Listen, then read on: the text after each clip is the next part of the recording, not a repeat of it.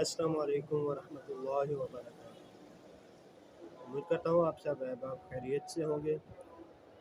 آج جو آپ کے لیے میں ویڈیو لے کے آیا ہوں وہ ہے قرآن پاک کو بہترین انداز سے پڑھنے والے قواعد یعنی تجوید سیکھنے کے بارے میں۔ تو آئیے دیکھتے ہیں ویڈیو۔ بسم اللہ، الحمدللہ والصلاة والسلام علی رسول اللہ۔ آؤ تجوید سیکھیں آسان طریقے سے۔ سبق نمبر 1، تعارف۔ پہلے ہم وضاحت کر دیں کہ یہ کورس خاص طور پر ان لوگوں کے لیے ہے جو یہ تو جانتے ہیں کہ قرآن کو کیسے پڑھنا ہے لیکن اسے پڑھنے کا صحیح طریقہ یعنی تجوید کے ساتھ پڑھنا نہیں جانتے۔ تجوید کیا ہے؟ مخارج و صفات اور تلاوت کے قواعد کا لحاظ رکھتے ہوئے قرآن کو پڑھنا۔ یہ تینوں چیزیں موجود ہیں قرآن کے ہر صفحے پر بلکہ ہر سطر میں، اس لیے اس کا جاننا ضروری ہے۔ قرآن مجید اللہ تعالیٰ نے جبریل علیہ السلام کے ذریعے محمد صلی اللہ علیہ وسلم پر نازل کیا، تو آئیے ہم بھی اسی طرح قرآن کو پڑھنے کی کوشش کریں جس طرح حضرت محمد صلی اللہ علیہ وسلم نے پڑھا ہے۔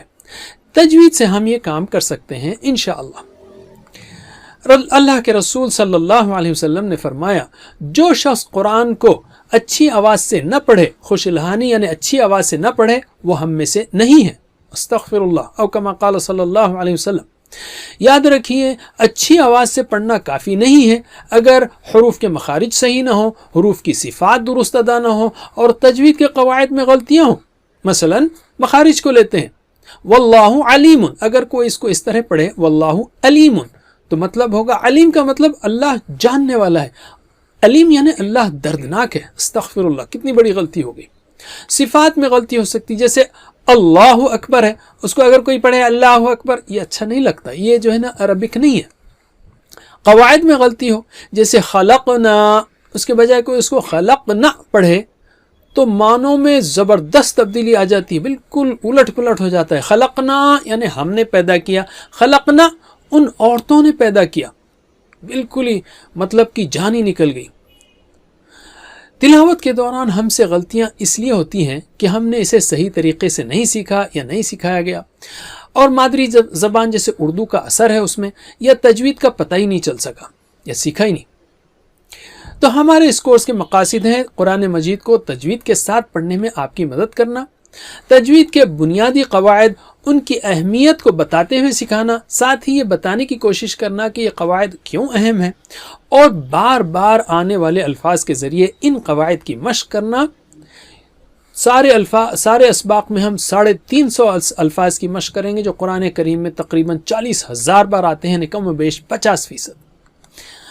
قرآن مجید کی درست طریقے پر تلاوت کرنے کے بعد آپ کو خود ایک خوشی ہوگی اور پڑھنے کا مزہ آئے گا، اس لیے کہ آپ اللہ کے کرام سے قریب تر ہوتے رہیں گے۔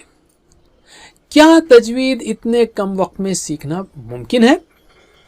یاد رکھیے کہ تجوید میں مہارت کے لیے تو کافی وقت لگتا ہے، لیکن ہمارے اس کورس کے ذریعے آپ تجوید کی بنیاد سے، فنڈامنٹل سے واقف ہوں گے، اہم اصولوں کو جان لیں گے اور ان کو عمل میں لانے کے سادے اور مؤثر طریقے سیکھیں گے انشاءاللہ۔ تو یہ بہت ہی آسان، سادہ اور مختصر کورس ہے۔